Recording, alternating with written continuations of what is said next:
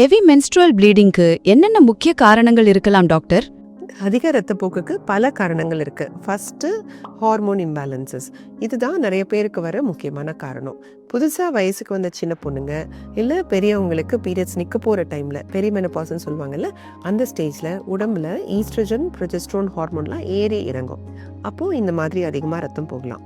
அடுத்து கர்ப்பப்பையில் வர கட்டி, இந்த ஃபைப்ராய்ட்ஸ் இல்லைனா பாலிப்ஸ்ன்னு சொல்லுவோம். சில பேருக்கு அந்த கர்ப்பப்பைக்குள்ளே சின்ன சின்னதாக சதை கட்டி மாதிரி இல்லை சதை வளர்ச்சி மாதிரி பாலிப்ஸ் வந்துடும்.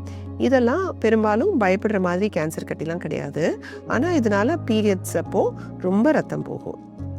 அடினோமயோசிஸ் அப்படின்னு ஒரு கண்டிஷன் இருக்குது. இதில் என்னென்னா, கர்ப்பப்பைக்கு உள்ளே இருக்கிற ஒரு லேயர் தப்பாக கர்ப்பப்பையோட சதைக்குள்ளே வளர ஆரம்பிச்சிடும்.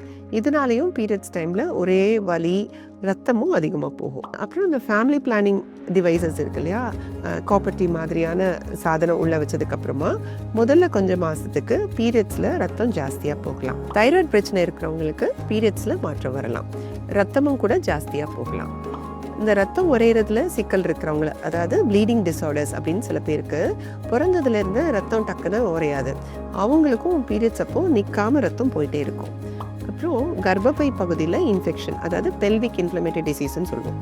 சில சமயம் இந்த கர்ப்பப்பை, அது பக்கத்தில் இருக்கிற கருக்குழாய், சினைப்பை, இதிலெல்லாம் கிருமி போய் இன்ஃபெக்ஷன் ஆகிடும். அப்போ கூட அதிகமாக ரத்தம் போகும். ஒரு சில மாத்திரை மருந்து எடுத்துக்கிறவங்களுக்கு, உதாரணமாக இந்த பிளட் தின்னர்ஸ் அப்படின்னு சொல்லிட்டு ஒரு சில மாத்திரைகள் எடுப்பாங்க, அவங்களுக்கும் இந்த மாதிரி ஆகலாம். ரொம்ப ரேராக கர்ப்பப்பை வாய் புற்றுநோய் அல்லது கர்ப்பப்பை புற்றுநோயோட அறிகுறியாகவும் இருக்கலாம்.